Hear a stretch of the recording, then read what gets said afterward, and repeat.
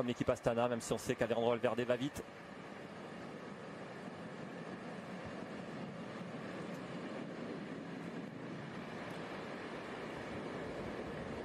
Gros plan sur Jakob Fuglsang à l'initiative de cette échappée.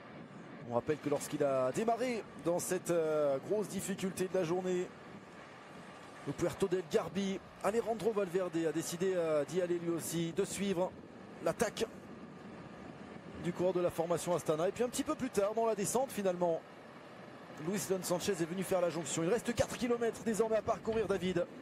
Et puis ils sont pas tout droits, hein, ces 4 derniers kilomètres. Encore 2 ronds-points, 4 virages. Ouais, ça va le faire, 25 secondes avec le final, David, qui nous attend là. Ouais, normalement, et puis c'est pas le genre de coureur à s'observer. Ils ont tous un intérêt. Et Jakob Fuglsang, ça va bien au sprint aussi, David. Et plus rapide, je dirais que c'est peut-être Luis León Sánchez. C'est le moins rapide a priori, Jakob Fuglsang des 3. Mais pourquoi pas? Alors là, attention, parce que là tout le monde est en train de rouler maintenant. Je suis en train de rechercher la dernière fois qu'il avait gagné au sprint entre guillemets dans un petit groupe. Bah, c'était sur le Dauphiné, rappelez-vous, à la mode Servolex où il avait dominé Richie Porte, Christopher Froome, Fabio Aru. C'est pas des gros sprinteurs non plus. Hein. C'était pas des grands sprinteurs, mais dans ce groupe de 4, il avait fait la différence. À la mode Servolex au Dauphiné l'année dernière. Avantage à Astana quand même, hein, puisque les coureurs de l'équipe Astana sont 2 dans ce groupe et qu'on peut imaginer effectivement Jakob Fuglsang se sacrifier et emmener le sprint pour Luis León Sánchez. Mais attention à ce redoutable Alejandro Valverde. Et puis Alejandro Valverde forcément ferait peut-être la meilleure opération au classement général, même si Jakob Fuglsang également. Tout dépendra du chrono par équipe demain. Mais bon, les écarts, on l'a dit, ne seront pas importants sur la ligne, même s'il y a des bonifications. Alejandro Valverde quasiment assuré de terminer sur le podium de cette étape, hein, si ces 3 là vont au bout.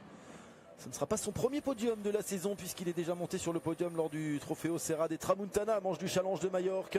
Il avait pris la 3e place. C'est Tim Wellens qui s'était imposé devant Gianni Moscon. Alejandro Valverde avait pris la 3e place. Et l'équipe Sky qui s'arrache, qui donne tout. Ah, c'est une leçon de contre-la-montre, hein, que sont en train de donner les 3 hommes à l'avant de la course, David.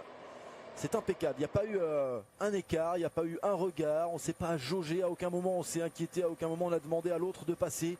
Tout s'est fait naturellement, proprement, c'est esthétiquement parfait. Oui, puis l'avantage de ces hommes à l'avant, c'est qu'ils pensaient également au classement général. Après, on va penser peut-être à la victoire d'étape dans le dernier kilomètre, mais pour l'instant on essaie de creuser par rapport aux coureurs de l'équipe Sky, par rapport aux coureurs de l'équipe BMC. Et c'est pour ça qu'on collabore au maximum, et en plus, comme je dis, c'est 3 coureurs qui se connaissent très bien.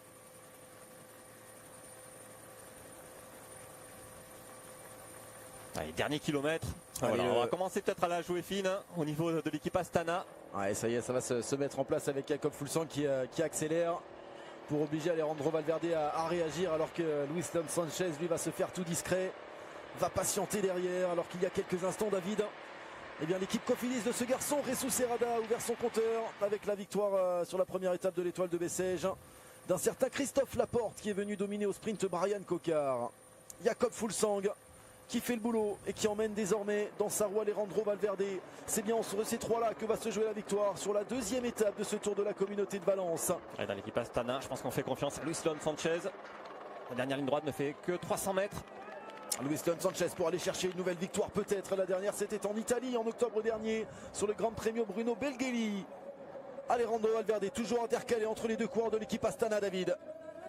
Ouais, ça va se jouer entre Alejandro Valverde et Luis León Sánchez.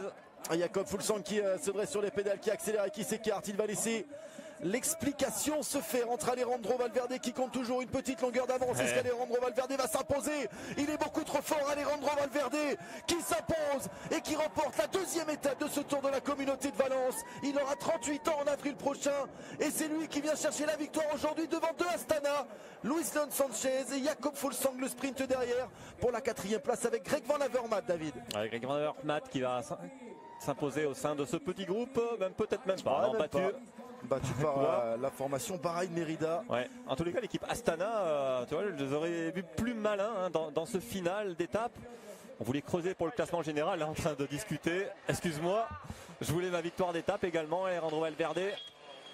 C'est vrai qu'on savait qu'Alejandro Valverde allait quand même assez vite au sprint.